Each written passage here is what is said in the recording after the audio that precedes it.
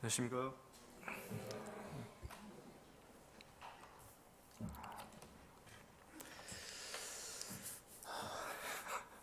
일단 한번 웃겠습니다. 이게 그렇습니다. 저번에도 말씀드렸는데 정말 자매님들은 모르실 거예요. 이 앞에 서는 게 참 그렇습니다. 그래도 나름대로 이렇게 준비를 한다고 하지만 늘 마음에 이렇게 부족한 게 있어요. 좀 더 이런 걸 좀 잘했으면 좋았을 텐데 하는 아쉬움들을 늘 남기고 내려오는 경우가 많습니다. 오늘은 좀 그렇게 안 됐으면 좋겠는데 좀 기도해 주십시오. 오늘은 골로새서 말씀을 가지고 한번 나눠보도록 하겠습니다. 골로새서 3장 한번 보시겠습니다.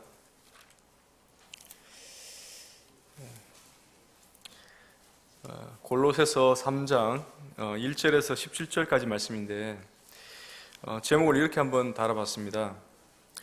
골로새서 3장 1절에서 17절 건강한 그리스도인의 생활 원리라고 한번 적어봤습니다. 건강한 그리스도인이라면 어떠한 생활 원리로 살아야 할까? 성도님들은 어떻게 몸은 좀 건강하신 편입니까? 네, 건강하십니까? 근데 그 건강을 어떻게 아시죠? 이렇게 건강하다는 것을 어떻게 아시죠? 자고 일어나 보니까 개운해요. 그럼 건강합니까? 물론 그런 것도 뭐 건강의 테스트 요인이 될 수 있겠지만 의학적으로 이제 본다면 일단 처음 기본적인 거는 이제 맥박을 재죠. 맥박을 재고 그 다음에 혈압이 높은지 낮은지를 봅니다. 기본적으로. 그래서 혈압이 높으면 좀 건강 이상이 있구나. 또는 맥박이 고르지 않으면 좀 뭔가 이상이 있구나. 더 나아가서 이제 피를 뽑아서 혈액 검사도 해보죠. 그리고 내시경을 한다든지 그러한 검사를 통해서 내 몸이 지금 어떠한 상태에 와 있는지 그리고 앞으로 또 얼마큼 건강하게 지낼는지를 알 수 있잖아요.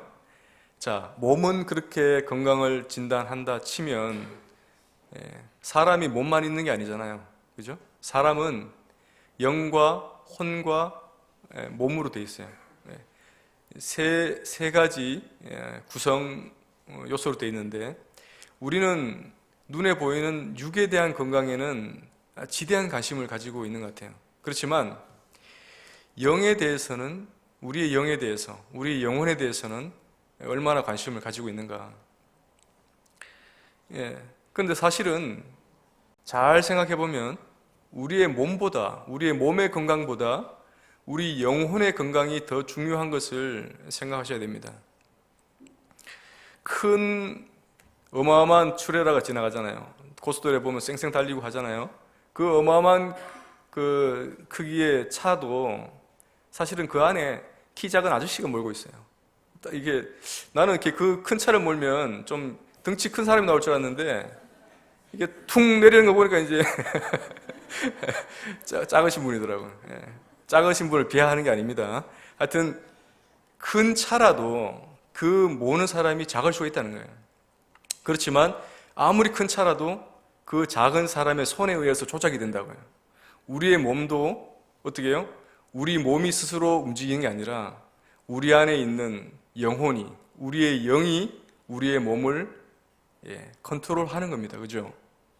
아무리 비싼 컴퓨터라 하더라도 바이러스가 먹어서 이게 작동이 안 되면 그 컴퓨터는 무용지물이잖아요.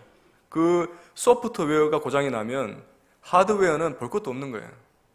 우리의 몸도 그렇게 건강을 챙기는 것처럼 더 중요한 것은 우리 영혼의 건강입니다. 그래서 영혼의 건강을 우리는 얼마나 챙기고 있는가, 그리고 그 영혼의 건강을 뭘로 진단을 해보는가, 진단할 게 있어야 되잖아요. 그게 오늘 이게 말씀의 핵심입니다. 건강한 그리스도인의 생활 논리라고 잡아봤는데 골로새 3장에 보시면 1절에 이렇게 되어 있습니다. 그러므로 너희가 그리스도와 함께 다시 살리심을 받았으면, 가정법이죠. 너희가 그리스도와 함께 다시 살리심을 받았다면, 너희가 죽은 자가 아니고 살아있는 자라면 이라는 전제가 붙어 있어요. 이 말은 뭐냐? 믿지 않는 사람들에게 해당되는 말씀이 아니에요. 오직 믿는 성도들에게 말씀하시는 거예요. 너희가 예수 그리스도로 말미암아서 새 생명을 얻었고 새 삶을 살고 있다면, 생명이 있다면 어떻게 하라는 겁니까? 위의 것을 찾으라. 살아있는 사람이라면 당연히 위의 것을 찾아야 된다고 말씀을 하는 겁니다. 자, 건강한 그리스도인의 생활 논리 세 가지를 말씀드릴 건데, 첫 번째가 하늘에 속한 것을 추구하고 있는가? 내가 지금 하늘에 속한 것을 추구하고 있는가? 이걸 이렇게 진단해 보는 거예요, 내 자신을. 그래서 말씀을 들으시면서 한번 성도님들 마음 상태를 한번 진단을 한번 해보세요. 나는 과연 하늘에 속한 것을 추구하고 있는가? 그 첫 번째로 하늘에 속한 것을 추구하는 첫 번째가 뭐냐? 위의 것을 찾으라는 거예요. 자, 1절에 위의 것을 찾으라고 했는데, 이 찾으라는 말은 발견하기 위해서 막 이렇게 애쓰는 걸 말해요. 그냥 이게 두리번 찾는 게 아니라 그것을 발견해서 찾기 위해서 막 애쓰는 그런 행위를 말하는 거예요. 내가 정말 하늘에 속한 것을 위해서 그렇게 애쓰면서 찾고 있는가? 만약에 찾고 있는 사람이라면 그래도 영적으로는 건강하다고 볼 수가 있습니다. 자, 두 번째로 그 2절에 보시면 위의 것을 생각하고 그랬지 않습니까? 위의 것을 생각하라. 위의 것을 찾고 위의 것을 생각하는 것, 이것이 하늘의 것을 추구하는 것입니다. 위의 것을 생각한다는 것은 그냥 막연하게 그냥 생각하는 게 아니라, 이 생각한다는 것도 뜻이 더 구체적으로 이제 밝히면 거기에다가 마음을 두는 거예요. 위의 것에 내 마음을 두는 거예요. 그리고 거기에 대해 전념하는 거예요. 마음을 전념하는 것, 그것을 마음을 둔다라고 표현합니다. 생각을 한다라고 표현합니다. 반대로 위의 것을 생각하면 반대로 따라오는 게 땅의 것을 생각하지 않는 거예요. 그죠? 그래서 2절에서는 이렇게 생각하고 생각하지 말라라고 말씀을 합니다. 내가 하루의 그 일상의 순간에서 얼마만큼 위의 것을 생각하고 있는가? 그리고 얼마만큼 땅의 것을 생각하지 않으려고 하는가? 그러한 마음가짐을 테스트해 볼 때 내가 건강한가 아닌가를 알 수 있어요. 자, 그것이 첫 번째였습니다. 하늘에 속한 것을 나는 추구하고 있는가? 자, 왜 위의 것을 생각하고 땅의 것을 생각하지 말라고 하냐 하면 그 밑에 절에 있습니다. 3절에 보시면 이는 너희가 죽었고 라고 되어 있어요. 죽었다는 겁니다. 지금 죽어가고 있거나 또는 나중에 죽을 것이 아니라 이미 죽었다는 거예요. 그리스도와 함께 이미 죽어서 장사가 되었어요. 그랬기 때문에 너희들은 위의 것을 생각하고 땅의 것들 생각하지 말아라, 이렇게 말씀을 하고 있는 겁니다. 자, 죽었다는 표현이 그 2장 20절에 나와요. 2장 20절에 보시면 너희가 세상의 초등 학문에서 그리스도와 함께 죽었거든, 이렇게 말씀을 합니다. 예수 그리스도와 함께 죽는다는 것은 단순히 그냥 죽음을 말하는 게 아니라 내가 이 땅에 가지고 있는 모든 것들과 함께 죽은 거예요. 비록 나는 육신은 이 땅에 살아있지만 내 영이 그리스도와 함께, 그리스도와 합하여서 죽은 자 된 거예요. 그래서 장사된 것처럼 여기라고 말씀을 합니다. 그래서 생각해보면 그렇잖아요. 나는 내 생명도 그대로 살아있고 뭐 죽은 것도 아무것도 없는데 뭘 죽었다고 하는 거지? 2000년 전에 예수님께서 십자가에서 죽으셨죠. 그죠? 맞습니까? 우리가 예배 때 십자가에 대한 감사도 드리고 또 예수님의 희생에 대해서 감사를 드리고 십자가에 대한 찬양도 드렸습니다. 2000년 전에 죽으신 예수 그리스도의 십자가를 믿음으로 바라보고 그 믿음과 합할 때 우리는 2000년 전에 죽은 예수님과 함께 죽은 거예요. 예. 비록 나는 지금 이 땅에 살아있지만 예수 그리스도를 믿음으로 바라보고 믿음으로 예수 그리스도를 붙잡았을 때, 그리고 예수 그리스도와 하나가 되었을 때 예수 그리스도께서 죽으신 것처럼 나도 이미 죽은 겁니다. 그걸 성경에서 말씀하고 있는 거고, 예수님께서 죽으신 이후에 사흘 만에 부활하셨죠. 예수님의 다시 살아심과 함께 우리도 일으키심을 받은 거예요. 받았다고 말씀을 하고 있습니다. 뭐 좀 더 어렵게 얘기를 하면 뭐 이런 얘기들을 해요. 이게 성취된 종말론. 그래서 이제 이미 종말에 가서야 내 영혼이 살았는지 죽었는지를 확인할 수가 있지만, 성경에서는 먼 미래의 것을 지금 이루어졌다고 이렇게 명시를 하고 선포를 하고 있습니다. 그래서 이제 먼 미래에 나는 구원을 받을 것이지만 이미 받았다라고 벌써 선포를 하는 거예요. 왜냐? 내가 구원을 받았기 때문에 먼 미래에 또 구원이 확실히 이루어지는 거거든요. 그래서 어떠한 성경에는 그러잖아요. 너희 구원을 두렵고 떨림으로 너희 구원을 이루라. 이루라는 말이 이 구원을 이루어 가는 게 아니라, 그죠? 지금 나는 이미 구원을 받았지만 여전히 나의 몸은 여기 살고 있어요. 그죠? 그래서 그 구원을 이루어 완전한 완성의 단계까지 일단 이 땅에 살아있는 동안에는 그 구원을 이루어 가는 단계로 되는 거예요.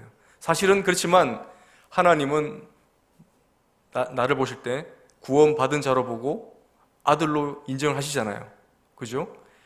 좀 말은 어렵지만 그렇습니다. 우리는 예수 그리스도와 함께 죽은 거예요. 죽었기 때문에 그래서 위의 것을 생각해야 되고 땅의 것을 생각하면 안 된다라고 말씀을 하고 있는 겁니다. 자, 이 땅에서 만약에 우리가 사망 처리가 되었다면, 이 땅에서 실제로 우리가 만약에 죽었다면, 그죠? 내가 가지고 있던 재산이나 내가 가지고 있던 권리나 심지어는 어떻게 해요? 내 신분증마저도 그냥 이게 말살이 되잖아요. 이게 없어지잖아요. 소멸된다 합니까? 그래서 나에게 해당되는 모든 것들이 사라져 버려요. 나의 몫이 없어져 버려요. 그런데 어떻게 너희들이, 이 땅에 죽은 너희들이 이 땅에 뭔가 소망을 두냐 이겁니다. 이 말씀입니다. 이 땅에서 너희는 죽었다. 이게 그냥 죽을 것이다 또는 뭐 이렇게 죽었다고 뭐 이렇게 철화가 아니라 실제로 죽었다. 죽었기 때문에 더 이상 이 땅에서 뭔가 소망을 두려 하지 말아라. 이 땅에 너희들의 분깃은 아무것도 없다. 너희들의 몫은 없다라고 말씀을 하고 있는 겁니다. 단지 우리가 지금 이 땅에 살고는 있어요. 그죠? 이 땅에 살고는 있지만 살고 있는 그 이유는 뭐냐? 청지기로서 살고 있는 겁니다. 우리의 것이 아니라 우리에게 그냥 맡겨주신 거예요. 우리의 건강도, 우리의 재산도, 우리의 자녀도 맡겨주신 거다. 그래서 이 맡겨주신 것을 잘 하나님의 뜻에 합하게 잘 관리해서 나중에 하나님의 뜻을 이루어 드리도록 쓰심에 합당하게 해드리는 것이 청지기의 사명입니다. 그 이상도 그 이하도 아니다.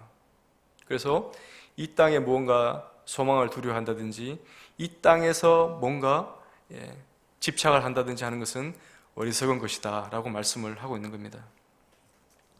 두 번째, 그래서 이제 첫 번째 하늘에 속한 것을 추구하고 있는지를 저 자신 이제 우리를 살펴볼 때 이런 질문을 할 수 있겠죠.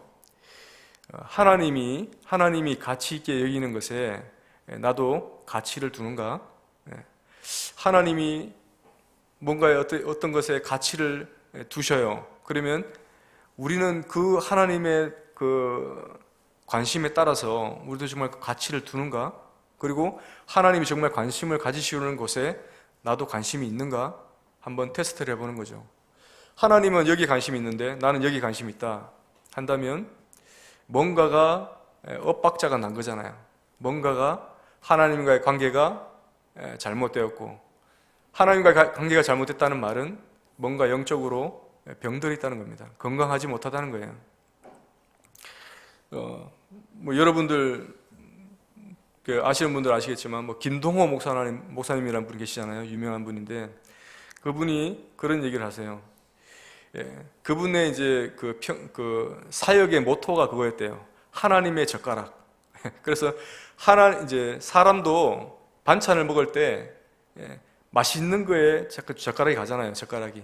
그리고 그 맛있는 거에 젓가락이 가듯이 하나님도 그렇다는 거예요. 하나님도 하나님의 관심사가 막 다 있는 게 아니라 여러 가지 중에서도 특별하게 하나님의 관심사가 있다. 그것을 이 목사님은 발견하고 거기에 그냥 몰두를 하는 겁니다. 그랬을 때 사역이 성공했다. 그런 간증을 하는 걸 들었습니다. 우리도 마찬가지로 하나님의 관심이 어디에 있는지를 살펴서 그 관심사에 우리의 관심을 두고 또 하나님이 추구하는, 하나님이 원하시는 것을 해드린다면 우리의 삶은 성공적인 삶이 될 거라고 생각을 합니다. 그렇지만 하나님은 여기 관심이 있는데 내가 엉뚱한 곳에 관심을 두고 여기에 힘이나 또는 재정을 투자를 한다면 나중에 어떻게 되겠습니까? 하나님이 그러실 거예요. 나는 네가 좀 이쪽에 투자하라고 이렇게 좀 맡겼는데 너 왜 이랬냐? 너 왜 그러냐? 이렇게 말씀하실 게 아니겠습니까? 하나님의 관심이 있는 곳, 하나님이 원하시는 곳이 어딘가. 그것은 기도를 통해서 또는 말씀을 통해서 알 수 있습니다. 말씀 속에, 그죠? 역사 속에 하나님이 이것은 싫어하시고 이것은 좋아하시고 이것은 정말 좋아하시고 하는 것들이 있잖아요. 그런 것들을 면밀히 살펴서 하나님의 뜻을 추구해야 된다는 것입니다. 자, 두 번째로 그리스도인의 건강한 그리스도인의 생활 두 번째가 뭐냐? 나는 땅에 속한 것을 죽이고 있는가? 땅에 속한 것을 죽이고 있는가입니다. 3장 5절 8절입니다. 5절에 보시면 그러므로 땅에 있는 지체를 죽이라. 곧 음란과 부정과 사욕과 악한 정욕과 탐심이니 탐심은 우상 숭배니라. 땅에 있는 지체를 죽이라고 말씀합니다. 그리고 8절에서는 이제는 너희가 이 모든 것을 벗어버리라. 곧 분함과 노여움과 악의와 비방과 너희 입에 부끄러운 말이라. 너희가 서로 거짓말을 하지 말라. 옛사람과 그 행위를 벗어버리고. 8절 9절까지 읽었는데 땅에 있는 악한 지체를 죽여라. 그리고 땅에 속한 옛 습관을 벗어버려라. 이렇게 말씀을 하고 있습니다. 땅에 속한 것을 나는 죽이고 있는가? 이것이 두 번째 우리의 건강 상태를 확인하는, 체크하는 부분입니다. 땅에 있는 지체를 죽이라고 하시는 이유는 그래요. 죽이라고 하니까 좀 뭔가 이렇게 좀 살벌하지 않습니까? 왜 죽이라고 할까? 타협하면 안 되나요? 안 됩니다. 반드시 죽여야 되는 거예요. 전쟁 때 특히나 총격전도 있겠지만 참호전 있잖아요. 참호.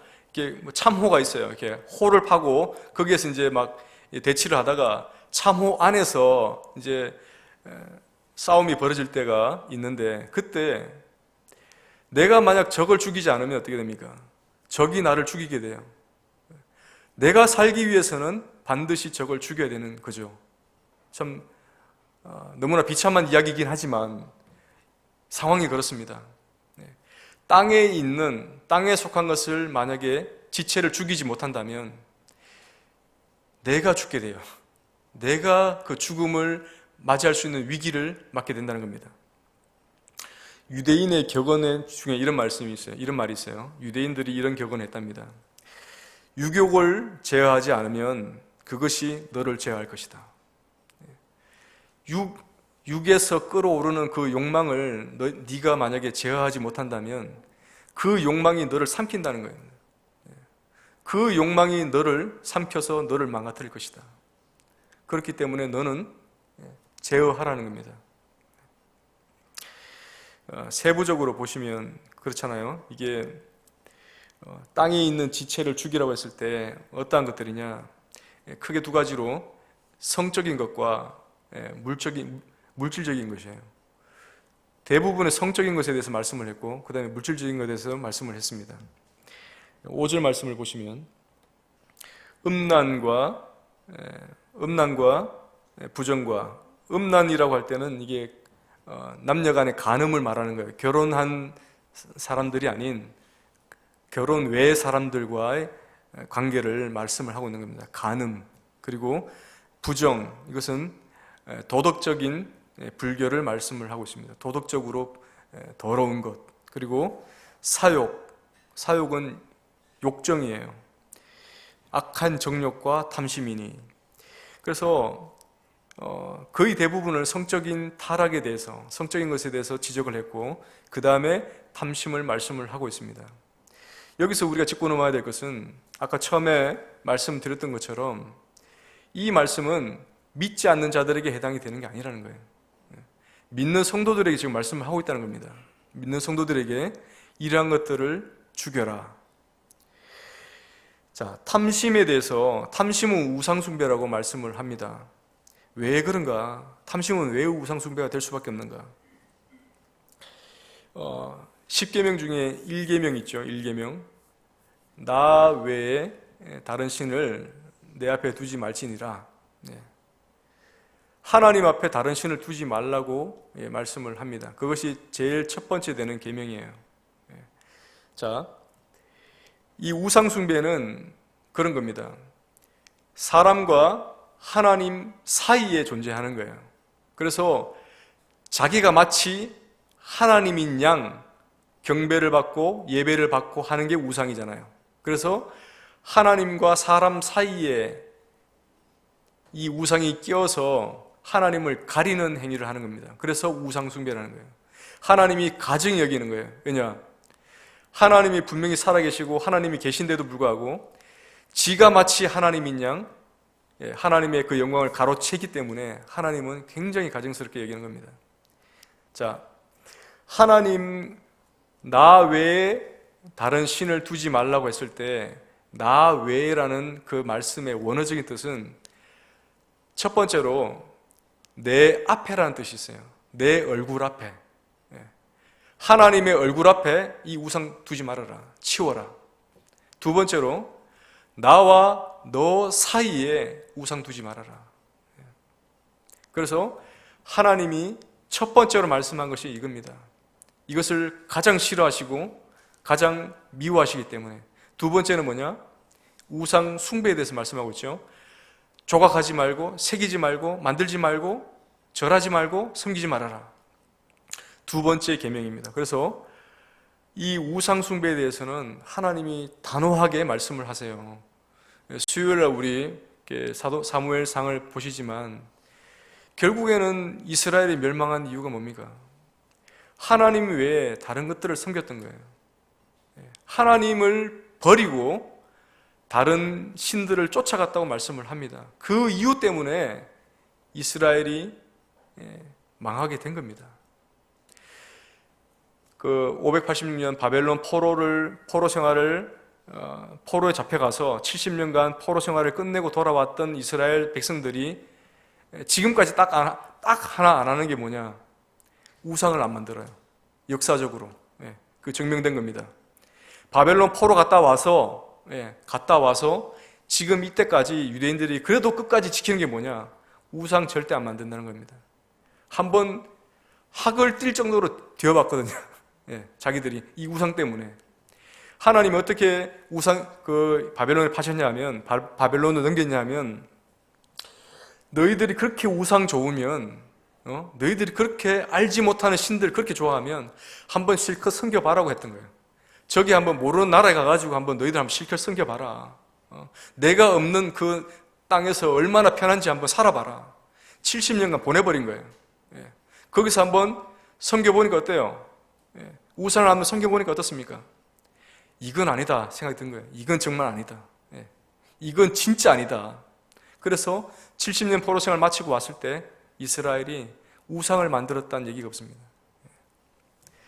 자, 그래서 탐심은 우상숭배인데 왜 우상숭배냐? 하나님과 나 사이에 마치 이것이 하나님인 양 되어버린 거예요. 그래서 이것을 우상숭배로 말씀을 하는 겁니다. 그리고 내가 주인처럼, 내가 주인이 되어서 뭔가를 갈구하고 막 가지고자 하잖아요. 내가 주인이 되어야지만 막 그런 마음이 든다고요.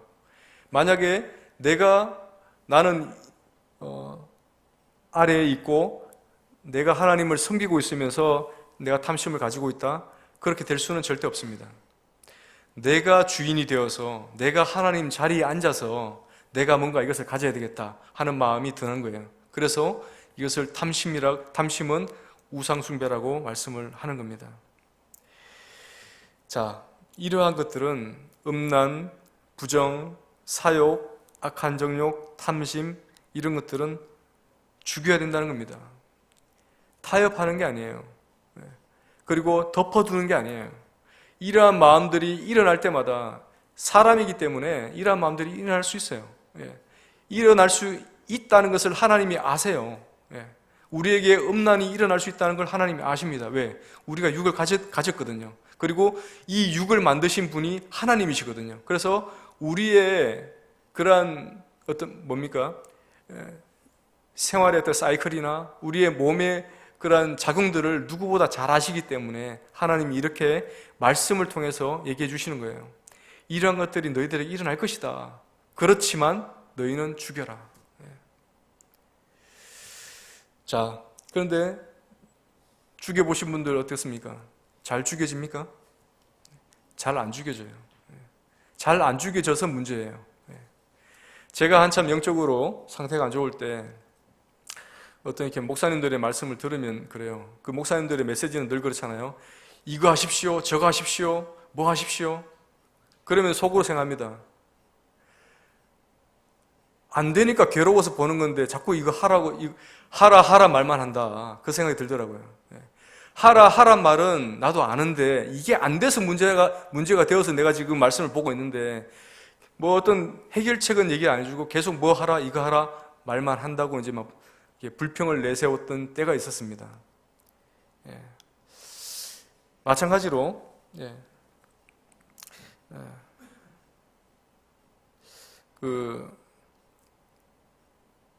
제가 뭔 말하다 이렇게 이 말이 나죠. 어쨌든 정신이 없습니다. 그렇죠. 내가 죽이는 노력을 해야 되는데, 이 말씀이군요. 내가 죽이는 노력을 해야 되는데 나 혼자 힘으로 안 된다. 이게 결론이에요. 나 혼자 힘으로 안 된다. 그럼 누구냐? 성령님이 그래서 계시잖아요. 성령님이 우리 안에 계신 이유가 뭐냐? 죄와 싸울 힘을 주시는 거예요. 죄와 싸울 지혜를 주시는 거예요. 그죠? 죄를 피할 길을 알려주시는 거예요.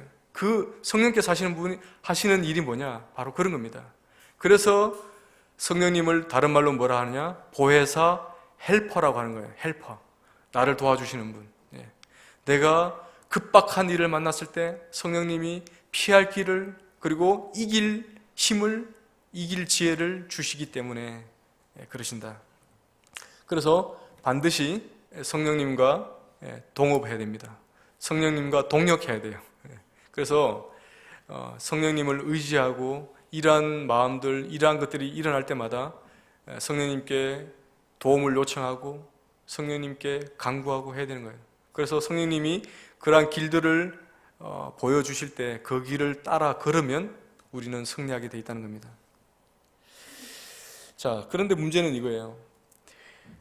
이 음란이나 또는 탐심이나 이런 것들이 우리 마음속에서 우리는 원치 않지만 막 이렇게 사단이 심잖아요. 그죠? 그러다 보면 자동적으로 우리는 원치 않는데 이러한 생각들이 막 들 때가 있어요. 그런데 이런 것들을 그냥 방치를 하고 있다든지 아니면 성령님께서 분명히 지적합니다. 그러한 마음이 들거나 그러한 생각이 들 때 분명히 성령님은 지적하시는 분이에요. 지적 안 하실 수가 없어요. 지적을 하는데 우리가 그것을 무시하거나 또는 눌러버리거나 한다면 나중에 성령님의 그 음성에 굉장히 무뎌지게 됩니다. 그리고 더 나아가서는 성령님의 음성 자체를 들을 수가 없어요. 성령을 소멸하는 것과 마찬가지로 성령님이 계시긴 하시지만 성령님이 더 이상 역할을 하실 수가 없는 상태가 되어버려요. 그럼 어떻게 됩니까? 죄를 짓게 되는 겁니다. 죄를 지을 수밖에 없어요. 그래서 성령님께서 자그마한 죄 하나라도 내 마음에 떠올려 주시고 지적하실 때 우리는 즉시로 우리의 무릎을 꿇을 준비가 되어 있어야 됩니다. 이게 정말 중요합니다. 만약에 이걸 놓친다면 우리는 점점 무뎌지게 돼요. 무뎌진단 말은 병 중에 그런 거 있잖아요.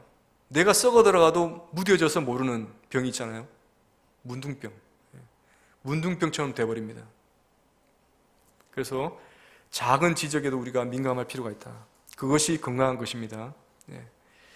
늘 마음에 막 이렇게 죄책감, 늘 마음에 막 눌리는 이러한 것들은 성령님께서 주시는 것과는 또 다를 수가 있어요.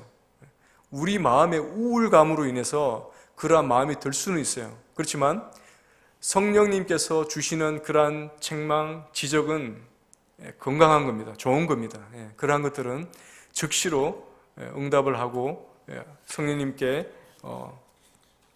도움을 요청해서 처리를 해야 된다는 것입니다. 자, 이러한 죄들을 짓기 때문에 6절에 하나님의 진노가 임한다 라고 말씀을 합니다. 하나님의 진노는 다른 게 아니에요. 죄 때문에 죄, 그죠? 우리의 죄 때문에 진노가 임하는 것이다. 특히나 뭡니까? 크게 얘기하면 10계명의 죄입니다. 하나님 안 믿는 거 죄입니까? 하나님 안 믿는 거 죄예요? 죄입니다. 그래서 사망이 오는 거예요. 믿지 않는 사람들은 이것을 굉장히 배타적이라고 얘기합니다. 그래서 기독교가 요거 얻어먹는 거예요. 요거 얻어먹는 이유가 단 게 아니라 왜 너희만 자꾸 이렇게 예수만 구원이라고 하느냐, 왜 하나님만 믿으라고 하느냐, 이것 때문에 요거 얻어먹는 거예요, 사실은. 그렇지만 어떻게 해요? 하나님만 유일한 길이기 때문에 그렇게 말할 수밖에 없는 거 아닙니까? 하나님 믿지 않기 때문에, 하나님 믿지 않는 죄 때문에 인간은 죽습니다. 하나님 믿지 않기 때문에 우상을 섬기죠. 그래서 인류는 우상 때문에 멸망하는 겁니다. 우리가 불신자들한테 자신 있게 그런 건 얘기해 줄 수 있어야 돼요. 예수님 믿으란 말 하기 이전에 만약에 너 점치러 간다? 만약에 너 우상 숭배한다? 친구야, 너 그거 가지 말아라. 내가 믿으란 얘기는 안 하지만 너 그것 때문에 너 망해. 이렇게 얘기해 줄 수 있어야 된다고요. 그것 때문에 망하는 겁니다. 믿지 않는 사람이 우상 숭배 때문에 망하는 게 아니라 믿지 않는 사람들이 우상 숭배 때문에 망하는 거예요. 통계가 있지 않습니까? 전 세계에 가난한 나라들 한번 보세요. 가난한 나라들 한번 보시면 다 기독교하고는 거리가 멉니다. 특히나 불교 국가, 이슬람 국가들 보세요. 잘 사는 사람 극히 소수만 잘 살고 나머지는 다 극빈층입니다. 가난해요. 이유가 뭐냐? 우상 숭배하면 망한다는 것을 하나님이 벌써부터 말씀을 했지 않습니까? 그죠? 우상 숭배 때문에 망하는 거예요. 그 나라가 망하는 거예요. 민족이 망하고. 자, 계속해서 보시면 그래서 하나님의 진노가 이러한 죄 때문에 임하고 너희도 전에 7절에 보시면 너희도 전에 그 가운데 살 때에는 그 가운데서 행했으나 이제는, 이게 중요합니다. 행했지만 이제는 너희가 이 모든 것을 벗어버리라. 여러분들이 만약에 물론 안 그러시겠지만 지금까지도 벗어버리지 못한 죄 때문에 고민을 하고 있다든지 죄가 있으면 죄를 지었던 것들 아무런 문제가 안 됩니다. 이 말씀대로라면 지었다 하더라도 뭡니까? 이제는 벗어버리라는 거예요. 지금 이 말씀을 듣고 읽고 있을 때 이제는 벗어버려라. 그러면 된다는 겁니다. 그죠? 하나님은 항상 회복의 하나님이세요. 그래서 우리에게 기회를 주시고 회복해 하십니다.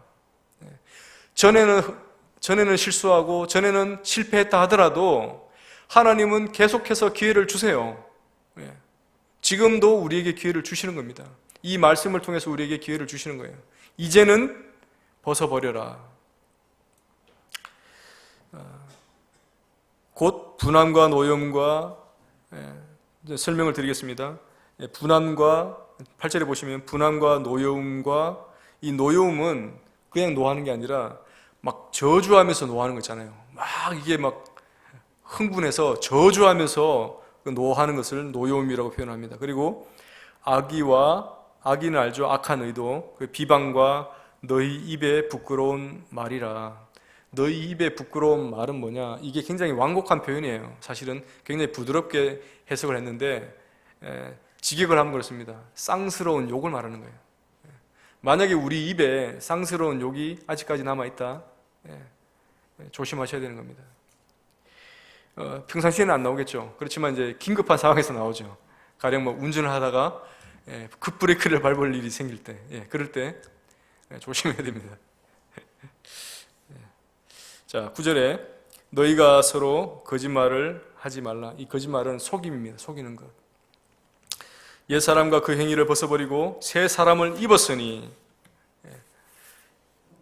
옛사람 벗어버리고 새 사람을 우리는 입었습니다. 입었으니 이는 자기를 창조하신 이의 형상을 따라 지식에까지 새롭게 하심을 입은 자니라. 우리는 새 사람이 되었어요. 하나님이 말씀했습니다. 우리가 생각할 때는 우리가 새 사람이 아닌 것처럼 보일지 몰라도 하나님은 우리를 새 사람으로 인정해 주신다는 겁니다. 우리는 새 사람이에요. 한번 할까요? 따라 하시죠. 우리는 새 사람이다. 나는 새 사람이다. 나는 새 사람이다. 나는 새 사람이에요. 하나님이 그렇게 인정하시거든요. 자, 나는 새 사람이면 새 사람인데 더 나아가서 뭐라고 말씀하시냐면 지식이까지 새롭게 하심을 입은 자라고 말씀을 합니다. 우리의 지식도, 우리의 생각이 변화됐다는 거예요. 우리의 가치관도 바뀌었다는 겁니다. 여러분 한번 잘 생각해 보세요. 예수님 믿기 전에 나의 가치관과 여러분 예수님 믿고 난 다음에 가치관이 그대로라고 그러면 죄송합니다만 좀 확인해 보세요. 여러분의 구원을 한번 확인해 보세요. 그렇게 될 수가 없어요. 말씀이 뭐라고 합니까? 지식이까지 새롭게 하심을 입었다고 그랬지 않습니까? 우리의 가치관이 만약에 바뀌지 않고 그대로 머물러 있다면 여러분들 정말 한번 죄송합니다만 구원을 다시 한번 점검 한번 해보세요. 이거는 영혼에 관련된 거기 때문에 너무나 중요한 거예요. 만약에 나의 가치관이 바뀌었다 한다면 하나님이 그렇게 바뀌게 해주신 거예요. 이 말씀대로 지식에까지 우리를 새롭게 하셨다는 겁니다. 전에는 그렇게 좋던 것들이 쳐다도 보기 싫을 정도가 되어버렸고, 전에는 그렇게 관심이 있던 것들이 관심이 없어지는 거예요. 이런 것들이 하나님으로 말미암아 새 사람을 입었기 때문에 일어나는 현상들이다. 자, 11절을 계속 보시면 거기에는 헬라인이나 유대인이나 헬라파나 무헬라파나 야만인이나 스구디아인이나 종이나 자유인이 차별이 있을 수 없나니 오직 그리스도는 만유시요 만유 안에 계시니라. 여기에 이제 장황하게 언급이 되어 있지만 간단하게 얘기하면 그러죠. 인종이나 관습이나 문화나 사회적으로 아무런 상관이 없다. 오직 그리스도 안에서 새롭게 되었다는 겁니다. 민족이 어떻든 문화가 어떻든 사회적인 신분이 어떻든 그거 관계없다. 예수 그리스도로 말미암아서 예수 그리스도 안에서 모두가 다 변화가 되었다. 이렇게 말씀을 하고 있습니다. 자, 정리를 하겠습니다. 두 번째를 정리를 하겠습니다. 나는 땅에 속한 것을 죽이고 있는가? 아직도 나에게 남아있는 육에 속한 옛 습관을 어떻게 처리하는가? 처리하고 있는가? 한번 질문을 던져보는 거죠. 나의 그 옛 습관이 뭔가? 하나님께 속하지 않은 육적인 옛 습관이 뭔가? 그것을 나는 제대로 처리하고 있는가? 처리하려고 노력하고 있는가? 이것이 우리의 건강을 진단하는 척도가 됩니다. 그리고 그것을 방치하는가 아니면 치열하게 싸우고 있는가, 이것이 우리의 건강 상태를 진단해 준다는 겁니다. 세 번째, 마지막 세 번째입니다. 하나님의 자녀다운 옷을 입고 있는가. 12절 말씀입니다. 그러므로 너희는 하나님이 택하사 거룩하고 사랑받는 자처럼 긍휼과 자비와 겸손과 온유와 오래 참음을 옷 입고, 누가 누구에게 불만이 있거든 서로 용납하여 피차 용서하되 주께서 너희를 용서하신 것 같이 너희도 그리하고 이 모든 것 위에 사랑을 더하라. 이는 온전하게 매는 띠니라. 자, 세 번째입니다. 하나님의 자녀다운 옷을 입고 있는가? 나는 정말 하나님의 자녀다운 옷을 입고 있는가? 아니면 아직까지 옛 습관, 옛 그런 성품을 가지고 그대로 누더기를 걸치고 있는가를 한번 보는 거죠. 12절 말씀에 하나님이 택하사 거룩하고 사랑받는 자처럼 이렇게 말씀을 했는데, 사실은 이 말씀은 원래는 이스라엘에게 쓰여졌던 말씀이에요. 이스라엘을 표현할 때 택한 족속, 택한 백성이라고 그러잖아요. 그래서 이스라엘에게, 선민 이스라엘에게 쓰여졌던 말인데, 이것이 지금에 와서는, 신약에 와서는 어떻습니까? 택함 받은 우리 성도들, 교회에게 쓰여지는 말씀인 거예요. 택하사 거룩하고 사랑받는 자처럼, 우리는 하나님의 사랑을 받는 자예요. 사랑을 받을 자가 아니라 하나님의 사랑을 이미 받고 있어요. 그리고 우리가 어떠한 상태에 놓였다 하더라도, 심지어는 하나님을 배반할 수 있는 단계까지 갔다 하더라도 하나님의 사랑은 변함이 없습니다. 하나님의 사랑은 변함이 없어요. 단지 하나님의 공의가 작동을 하겠죠. 하나님의 사랑은 변함이 없다니까요. 하나님의 사랑은 변함이 없지만 하나님의 공의 때문에 그 사람은 어려움을 당할 수 있고, 또는 심지어는 이 땅의 생명은 멸하더라도 그 영혼은 건질 수 있도록 조치를 취하신다는 겁니다. 자, 이렇게 이스라엘에게 쓰여졌던 표현이 이제는 교회에게, 왕의 자녀로서 우리에게 쓰여졌다. 그러면 이 자녀라면, 하나님의 자녀라면 하나님의 자녀다운 어떻게 해요? 예법과 복식을 갖춰야 되잖아요. 어렵게 말했습니다. 예법이라 하면 그냥 이렇게 생활 방식, 그죠? 왕다운 생활 방식. 그 다음에 복식이라 하면 의복이잖아요. 왕이 왕 같은 옷을 입지 않고 전혀 걸맞지 않은 옷을 입으면 참 그만큼 우스꽝스러운 게 없잖아요. 그래서 동화도 그런 게 나오잖아요. 벌거벗은 임금님. 왕이 왕다운 옷을 입어야 돼요. 마찬가지로 왕의 자녀도 왕의 자녀다운 옷을 입어야 된다. 이것이 지금 세 번째 말씀인 겁니다. 세 번째 주제입니다. 자, 그래서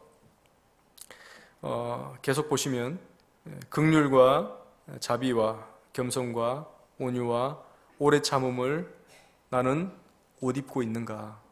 나는 정말 긍휼을 베풀고 있는가? 나는 정말 자비를 베풀고 있는가? 나는 정말 겸손한가? 나는 온유한가? 나는 오래 참음을 옷 입고 있는가? 그리고 13절에서는 서로 용납하라고 말씀하고 있고, 주께서 너희를 용서하신 것 같이 용서해라 라고 말씀을 합니다. 자, 그리고 14절 계속해서 보시면 이 모든 것 위에 사랑을 더하라. 사랑을 더하라 라는 말은 사랑을 입으라라는 그 말씀과 동일합니다. 그래서 아까 자녀다운 옷을 입는 것처럼 그러한 여러 옷들을 입었잖아요. 긍휼과 자비와 겸손과 온유와 이러한 옷들을 입은 것처럼 그 모든 것 위에 사랑을 입으라는 거예요. 그 모든 것 위에 사랑을 입으라. 왜냐? 사랑을 입었을 때 이것이 온전하게 매는 띠기 때문이다. 사랑으로 하는 동기, 사랑으로 뭔가를 한 것들은 모든 것의 완성이 됩니다. 내가 만약 사랑으로 긍휼을 베풀었다면 그 긍휼의 완성이 되는 거예요. 사랑은 모든 것의 결정체이기 때문에 그렇습니다. 하나님이 사랑의 모든 결정체로 예수 그리스도를 주셨잖아요. 그죠? 사랑은 모든 것의 결정체인 거예요. 그래서 모든 것 위에 사랑을 입으라는 말은 이 모든 것들이 완전하게 되려면 사랑의 동기로 하여라고 하는 것입니다. 15절에 그리스도의 평강이 너희 마음을 주장하게 하라. 그리스도의 평강이 너희 마음을 주장하게 하라라는 뜻은 또 이렇습니다. 그리스도의 평강이, 예수 그리스도의 평강이 마치 내 안에 심판자처럼, 축구 보면 이렇게 심판들 있잖아요. 심판이 뭐 반칙하거나 또는 뭐 파울할 때 바로바로 지적을 해서 이렇게 조정을 하지 않습니까? 마찬가지로 내 마음의 평강이 나를 그렇게 하도록 하여라라고 하는 겁니다. 그래서 내가 이 일을 할 때 내 마음에 정말 그리스도의 평강이 있는가 없는가가 시금석이 되는 거죠. 만약에 그리스도의 평강이 없는 일을 내가 하고 있어요. 그러면 이것은 하나님의 뜻과는 맞지가 않다고 생각할 수 있는 겁니다. 그래서 우리가 이제 하나님의 뜻을 분별할 때 평강이 있는가라는 질문을 던지는 이유가 그겁니다. 그리스도의 평강이 우리의 마음을 주장하게 해야 된다라고 하는 겁니다. 자, 계속해서 너희는 평강을 위하여 한 몸으로 부르심을 받았나니 너희는 또한 감사하는 자가 되라. 하나님의 은혜를 입은 자라면 반드시 따라오는 것이 뭐냐? 감사죠. 그래서 감사하는 삶이 되어야 되는 것입니다. 비단 이 예배뿐만 아니라 모든 삶에 걸쳐서 우리의 감사의 삶이 되어야 된다는 것입니다. 만약에 내가 감사하는 삶이 아니다, 이상하게 감사가 되지 않아 한다면, 그죠? 우리 마음에 또는 우리 어딘가에 영이 병들어 있거나 건강하지 못하다는 증거가 됩니다. 그래서 나는 감사하고 있는가? 정말 내가 건강하다면 감사가 넘치는 사람이 될 거예요. 그 감사는 그대로 표정에도 드러나겠죠. 자, 마지막입니다. 16, 17절 한번 읽어보겠습니다. 그리스도의 말씀이 너희 속에 풍성히 거하여 모든 지혜로 피차 가르치며 권면하고 시와 찬송과 신령한 노래를 부르며 감사하는 마음으로 하나님을 찬양하고 또 무엇을 하든지 말에나 일에나 다 주 예수의 이름으로 하고 그를 힘입어 하나님 아버지께 감사하라. 자, 이것이 이제 골로새서 3장 1절 17절 마지막 부분입니다. 우리가 아까 이제 그 건강한 그리스도인의 생활 원리라고 이제 말씀을 드렸잖아요. 내가 내 영이 얼마나 건강한지 살펴보는 그러한 시간이었는데, 세 번째 이제 마무리를 하겠습니다. 나는 정말 하나님의 자녀다운 옷을 입고 있는가? 나는 겸손의 옷을, 나는 긍휼의 옷을, 자비의 옷을, 온유의 옷을, 이러한 옷들을 그 위에다가 내가 사랑의 옷을 입고 있는가 한번 점검해 보는 거죠. 만약에 그렇지 않다 한다면 우리 어딘가에 뭐 문제가 있구나라고 판단할 수 있는 겁니다. 자, 마무리하겠습니다. 모든 것에서, 모든 일에서, 모든 상황에서 나는 사랑과 감사로 하고 있는가 한번 진단해 보는 거죠. 나는 모든 상황에서 사랑과 감사로 하고 있는가? 그리고 내가 하고 있는 이 감사와 이 사랑의 표현은 진짜인가 아니면 가식인가? 그게 진짜여야만 된다는 거예요. 그리고 세 번째로 하나님의 말씀이 내 속에 풍성히 거하는가? 마음에 병이 들면 제일 먼저 나타나는 게 말씀이 안 들어옵니다. 경험해 보셨죠? 말씀이 들어오지 않습니다. 말씀을 듣기가 싫어요. 왠지 잔소리 같고 듣기가 싫습니다. 그게 뭐냐? 몸도 약해지면 어떻게 됩니까? 밥 먹기 싫은 것처럼 영도 이게 망가지고 병들면 영의 양식인 말씀을 먹기 싫어지는 거예요. 똑같습니다. 그래서 말씀이 내 속에 풍성히 거하는가 봐야 된다. 마지막입니다. 삶 속에서 하나님을 향한 찬송이 넘치는가? 건강하지 못한 사람은 절대 찬송할 수 없습니다. 이것은 불변의 진리 같아요. 진짜로. 영적으로 건강하지 못하면 입은 열어서 찬송하는 척은 할 수 있어요. 그렇지만 정말 진심에서 우러나는 찬송을 드릴 수는 없어요. 왠지 또 찬송을 불러도 거칠어요. 내 스스로 느낍니다. 그걸. 그래서 정말 맑은 소리, 정말 이게 그러한 은혜로운 찬양이 넘칠 때 영적으로 건강하다고 볼 수가 있습니다. 자, 하늘에 속한 것을 나는 추구하고 있는가? 땅에 속한 것을 나는 죽이고 있는가? 세 번째로, 하나님의 자녀다운 옷을 나는 입고 있는가? 이것은 이 시간만 지나면 그냥 잊어버릴 게 아니라 한번 골로새서는 계속 있잖아요. 여러분의 성경 안에 골로새서 3장은 계속 있습니다. 그러니까 수시로 내 영적 상태를 점검하고 싶다 한다면 골로새 3장을 여셔서 제가 설명드린 대로 한번 진단을 한번 해보세요. 그리고 진단을 하고 만약에 건강하지 않다라고 한다면 누구에게 찾아가야 됩니까? 먼저는 목사님께 찾아가시고 그리고 하나님 또 내 안에 계신 성령님께 간구하세요. 성령님, 제가 지금 병든 것 같아요. 저 좀 고쳐주세요. 어디서부터 잘못됐지요? 누구보다 나를 잘 아시는 분이 성령님이시기 때문에 성령님께 의지하고 의탁하면 성령님이 분명히 말씀해 주실 겁니다. 그리고 옳은 길로 인도해 주실 겁니다. 이렇게 말씀처럼 우리가 건강한 그리스도인이 되어서 정말 하나님 영광 돌리고 우리도 이 땅에서 정말 행복을 누리는 모든 것을 이제 복된 것을 누리는 그러한 그리스도인들이 되시기를, 저와 여러분이 되시기를 축원드립니다. 기도드리고 마치겠습니다. 아버지 하나님, 참 감사드립니다. 이 골로새서 3장의 말씀을 통해서 우리의 영적 상태가 어떠해야 함을 말씀해 주셨습니다. 순간순간 참 우리 속에 참 육적인 생각들이 올라오기도 하고 때로는 세상에 치우치다 보니 위에 있는 것들을 잊어버릴 때가 참 많았습니다. 그리고 참 하나님의 그 옷을 주시는 하나님의 자녀다운 옷을 입어야 될 텐데 참 누더기 같은 그러한 옷을 입고 하나님께 나온 적이 참 많습니다. 아버지 하나님, 이 말씀대로 우리가 한번 우리를 점검하고 정말 이 말씀을 따라서 바른 건강한 상태로 회복될 수 있기를 간구드립니다. 우리 안에 계신 성령님께서 어디서부터 무엇이 잘못됐는지를 보여주셔서 우리가 다시금 회복받기를 원합니다.